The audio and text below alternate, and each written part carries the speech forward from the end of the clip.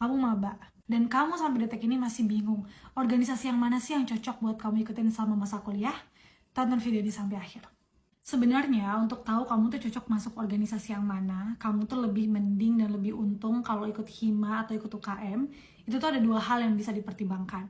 Yang pertama adalah dari sisi kamu, yang kedua adalah dari sisi organisasinya. Mari kita bahas satu persatu.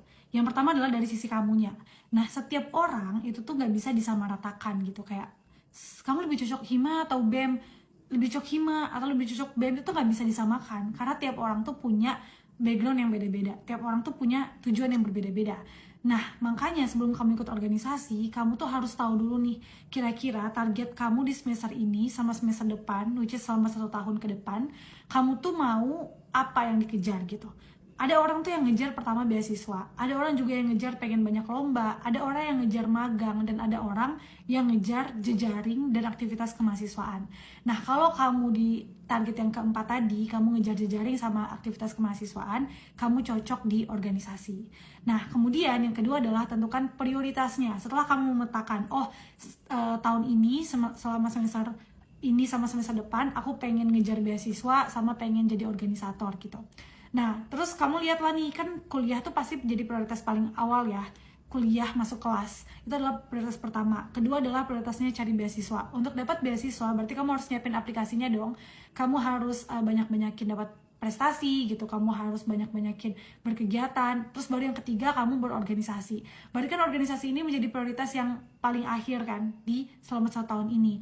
Nah, dengan kalian tahu organisasi ini berada di prioritas yang keberapa, kalian tuh bisa milih tipe organisasi yang tidak terlalu sering rapat gitu. Jadi yang tipenya tuh kayak komunitas, atau tipenya tuh UKM tapi jarang rapat, kayak gitu-gitu. Nah, terus setelah kamu milih atau mempertimbangkan dari sisi kamunya, kamu pertimbangkan juga organisasinya. Yang pertama, kamu lihat dulu tipe organisasi itu dari segi periode waktunya. Kira-kira mereka 1 tahun kah, 2 tahun kah, atau 3 tahun. Terus dari segi bentuknya, apakah dia komunitas, atau BEM hima, atau dia UKM gitu. Terus dari ketiga, dari segi gerakannya.